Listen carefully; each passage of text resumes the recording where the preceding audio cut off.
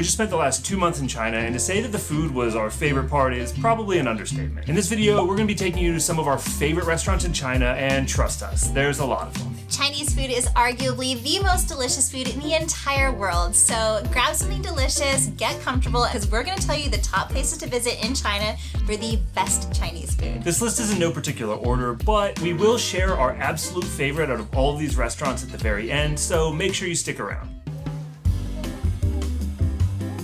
We're starting with something we never thought we'd be eating, donkey burgers, at a place called Fatty Wang's Donkey Burgers. This is a chain restaurant originating in Hebei province where this dish was made popular. These are a simple sandwich made with lightly seasoned roasted donkey meat on a light, crispy flatbread that's usually accompanied by cilantro or green peppers, but this place has a couple of different options. There's donkey everything.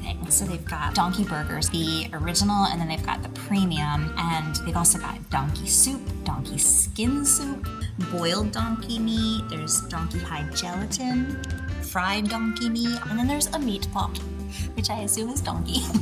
We weren't sure what to think initially, but these were surprisingly delicious. Okay. Right? We found out after posting the original video that they may or may not be controversial, but as we had already tried them and were quite surprised by them, we had to add them to our list. If you like to eat on the adventurous side, we think it's definitely worth checking them out. Up next, we're taking a high-speed train to Guangzhou to try out dim sum for the very first time in China. And what better place to dip our toes in than by going to a historic restaurant that's been serving up morning tea since 1880.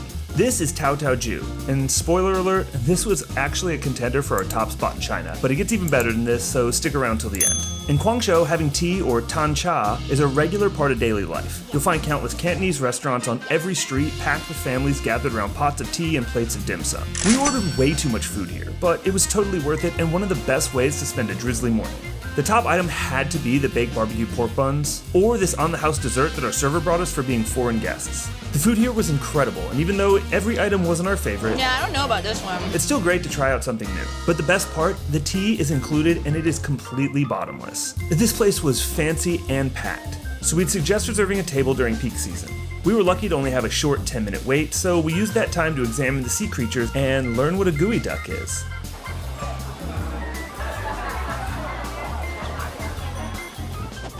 Up next, we're in China's most viral megacity, where you never know which level is ground level and the trains go straight through apartment buildings. But that's not why we're here. We came to eat at the world's largest hot pot restaurant, Pippi Yuan. When we found out this place has 888 tables with a seating capacity of nearly 6,000 people and is roughly the size of 4 football fields stacked on the side of a mountain, we knew we had to check it out. We have heard that even with this much space, it isn't uncommon for this place to be completely packed, so it's recommended you make a reservation ahead of time. Our hotel helped us out with this, and we were graced with what we think is the best seat in the house, table 1000.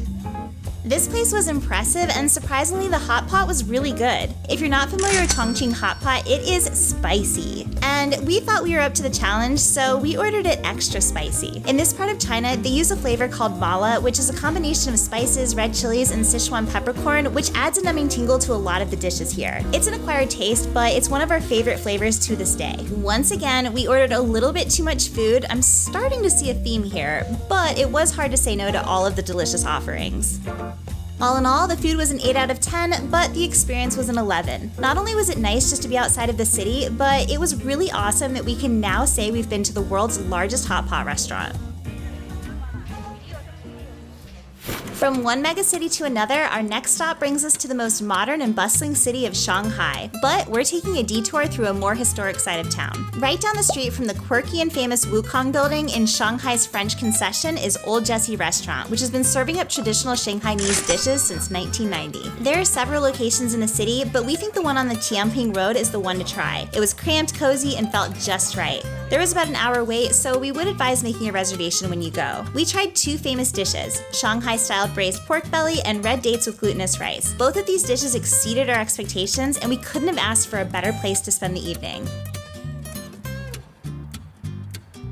So now we're in Chengdu and it's raining. And what do you crave when it's raining? You've had just a long day and you want comfort food before a much needed nap. If you've been watching our channel for a while, then you know our answer is always dumplings. This place is called Lao and Miao Gandita Meat Dumplings. And as the name suggests, they serve meat dumplings. So we know we're in the right place. This restaurant doesn't pop up on any listicles or blogs, and honestly, we found it just by zooming around on Apple Maps looking for a place nearby that served food. Thankfully, it turned out to be much more than that. One tip, this place only accepts Alipay and WeChat from mainland China connected bank accounts. So if you're a foreigner like us, you'll want to have some cash. This was one of 2 places we needed cash during our entire 2-month trip in China. We ordered 2 types of dumplings here, pork dumplings in clear soup and pork dumplings in red chili oil. I'm gonna be honest, it was impossible to decide which one we liked better. I feel like you really have to order both of them so that they can balance together in a beautiful dumpling harmony. They didn't have anything to drink except for some warm, slightly sweetened soy milk, and it was definitely not what I was craving, but it may have been just what we needed. The shop owner was so sweet and the food was so good that we ordered another round. Trust us when we say you don't want to miss this place when you visit Chengdu.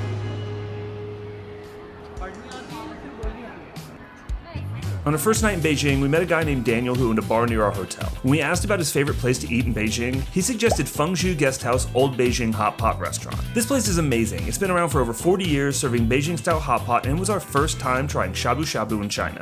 It gets really busy, so we've heard it's best to go right at 5 p.m. when it opens, or sometime after 8 p.m. when it starts to slow down a little bit. The menu is totally in Chinese, so get ready to translate, and the translations can be hilarious.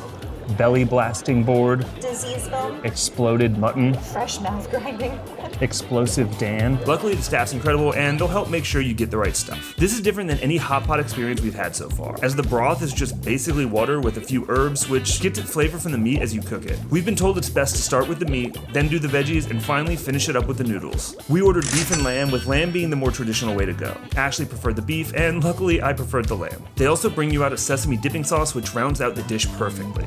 Honestly, this meal may have been one of the more surprising ones on this list. When it started, we were a bit overwhelmed and not really sure what we were doing. But by the end of it, we were stuffed, happy, and felt like part of the family. Oh, and did I mention that dipping the noodles in the sesame sauce is now my new favorite way to eat noodles? It is awesome. You only get one first time doing anything, and we're so happy that Daniel recommended this to us because it was the best first hot pot experience we could have asked for.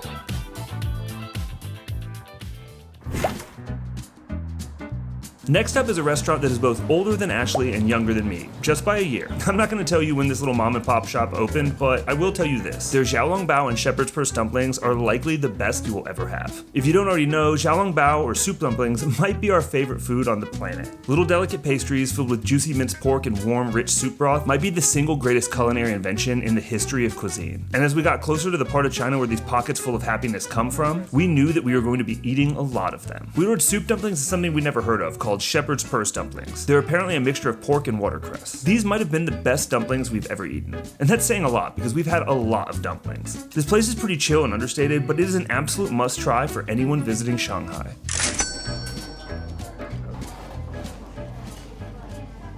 We're back in Guangzhou, and we're not gonna lie, this next restaurant is one of our least favorites on the list, despite its reputation as one of the most renowned restaurants in the city. This is Panchi Restaurant, and it's known for serving up some of the most authentic Cantonese dishes in the city. With it being such a popular restaurant in Guangzhou, we didn't feel right not including it, but yeah, something just felt flat for us. This was our first time trying duck in China, and maybe duck just wasn't our thing. That said, the lakefront grounds and Chinese gardens are supposed to be breathtaking during the day. We visited during the nighttime, but it was still really impressive. Okay, so this one might also be a little controversial as some of the flavors aren't quite traditional, but we thought it was a fun experience. So excited. We got a mix of fried and beef and some with cheese. I've never had dumplings with cheese before. It's like... This is Mr. Xi's Dumplings. The ambiance is cute with a mix of traditional decorations, dumpling-themed art, and little Sharpie memories. There's both indoor and outdoor seating, so you can find just the right vibe. The smallest order size is 6 dumplings, so we didn't get to try quite as many flavors as we hoped, but we did get a decent mix. Chicken and cilantro, pork and leek, beef, cheese, and bell pepper, and chicken, cheese, and corn. Oh, did we forget to tell you that we unintentionally rage baited the internet with banana and chocolate dumplings? Reading the comments on YouTube and Bilibili was pretty entertaining on that one. Anyway, this restaurant is popular among food bloggers in Beijing and is well known for pushing the boundaries of what dumplings are capable of. It's a bit on the pricey side, but worth checking out if you're in Beijing and want to try some funky flavors of dumplings. This next restaurant can be visited all over the world, but our first time trying it was in Shanghai. Welcome to Haidi Lao, a Chinese hot pot chain with over 1,300 locations worldwide and known for their impeccable service, good food, and surprising extras, including manicures while you wait, tableside entertainment, and more. One of the reasons we were most excited to come here is they have a wide variety of soups that we could try and different ways to divide the hot pot so we could try a little bit of everything. Making sauce is one of the best parts of any hot pot experience, and Haidilao has the sauce bar to end all sauce bars. There's a little bit of everything here. When we got here, we were really tired and hungry, so we didn't film as much of the experience as we would have liked, but we really enjoyed this hot pot. Let us know in the comments if you want us to make a full video on the Haidilao experience the next time we're in China.